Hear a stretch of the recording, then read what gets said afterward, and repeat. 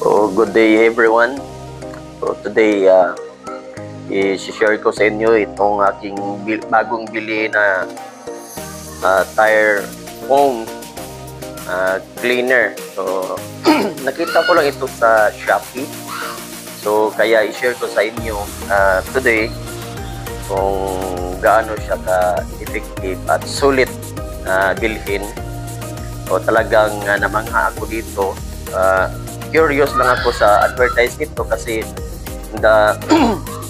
hindi mo na kailangan gumamit ng tire block at sponge at hindi mo na kailangan banlawan pag magamit ka nito kasi pag-apply mo nito ay yung bula ay kusang mawawala.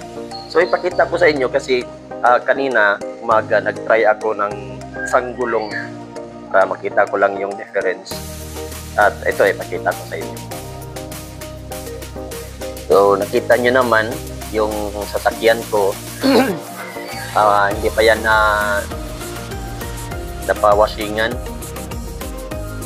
Yung gulong, tingnan nyo, ay bagong-bago. Parang bagong bili. Hindi yan tire block. So, kaya na umaga, nilagyan ko yan ng yung ano tawag dito, tire foam cleaner. So, ganyan na siya hanggang ngayon. Dry yan. Hindi yan siya basa. Hindi din yung kagaya ng tire block na pagkatapos mo ma-apply yan is malagkit. Tapos, pag dadaan ka sa alikabok ay idikit yung mga alikabok. So, yan guys is napaka-dry. O, parang basa tingnan. Pero, dry po yan. So, nakita natin. Yan, tingnan nyo. So, wala yan. So, dry. Yun lang, ang itong mugs natin ay hindi niya malinis. Kasi yung in-apply natin pang tire lang talaga. Tingnan nyo yung mugs. So, marumi yan. Yan, tingnan nyo. Yung tire lang yung nalinis niya, parang nilagyan ng tire block. So, ipapakita ko sa iyo actual kasi isa lang yung na-applyan natin ng tire foam cleaner. So hindi ko pala ito, hindi to pagmamay-ari natin sa Shopee ha. Hindi to pag makikita niyo naman.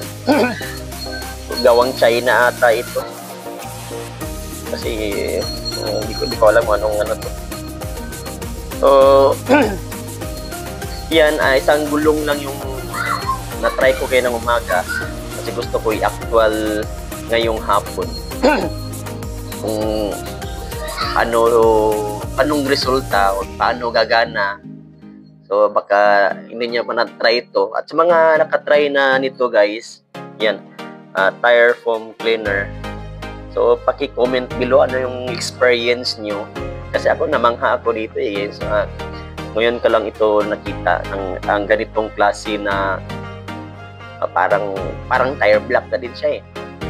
So, tingnan natin, try natin apply. So, time check nga pala is 12:40 o 41. So, para may basis tayo kung ilang minutes ang ating ginawang actual na pag-apply. So, ayan guys, yung unahin natin is rear wheel ng ating sasakyan. So, again, time check is 12:42 na. So, tingnan natin. So, tingnan nyo, yan yung itsura ng ating gulong sa likod.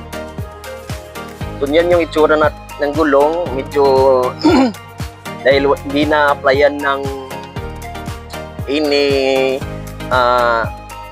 anong tawag dyan or tire block o ano pa ba ibang tawag dyan. So, ganyan yung itsura niya. Halos namumuti sa sobrang luma. Hindi din yan, guys, talagang marumi yan. Okay. So, kasi nga hindi pa nawashingan yung ating sasakyan. So, tingnan nyo kung paano ito siya gagana. Ano ang kanyang actual na itsura. So, spray lang natin according dito sa direction, mga 15 cm away from the tire. So, spray lang natin. bubula ito siya, tapos kusang babagsak yung bababa yung bula at saka magdadry na yung gulong. Tingnan natin.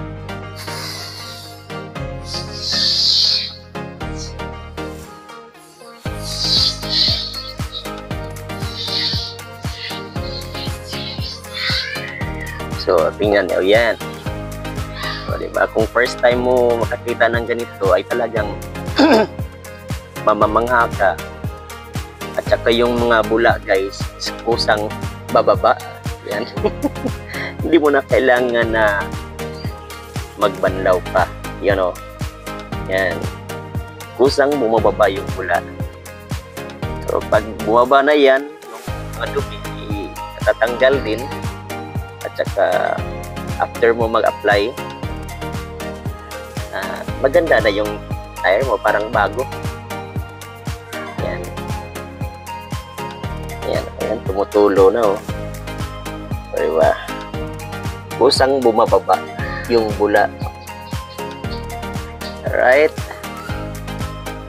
Punta tayo sa kabila. Okay. So, shake natin. And spray.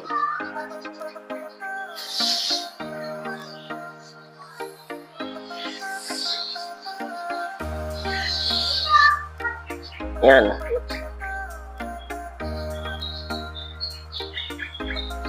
Oh. Diba? Kusang bumababa yung yung bula. So, talagang natuwa ako dito. First time ko nakakita ng ganito, guys. Kaya kung may sasakyan kayo, recommend ko to sa inyo. Diba, maganda kaya magdala ng sasakyan na yung gulong mo talagang black na black.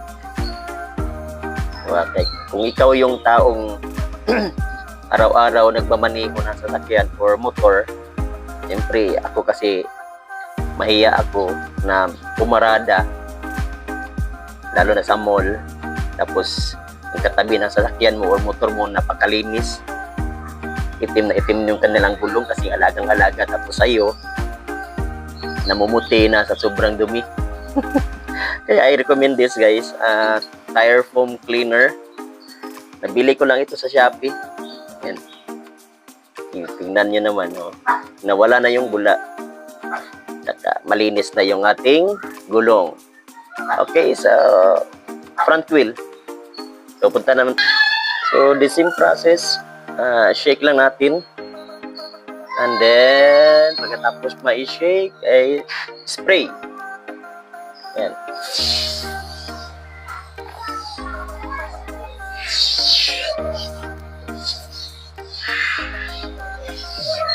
Yan. Diba? Oh. Matuwa ka. Kusang bumaba yung bula. Yan. So again, time check is 12:48.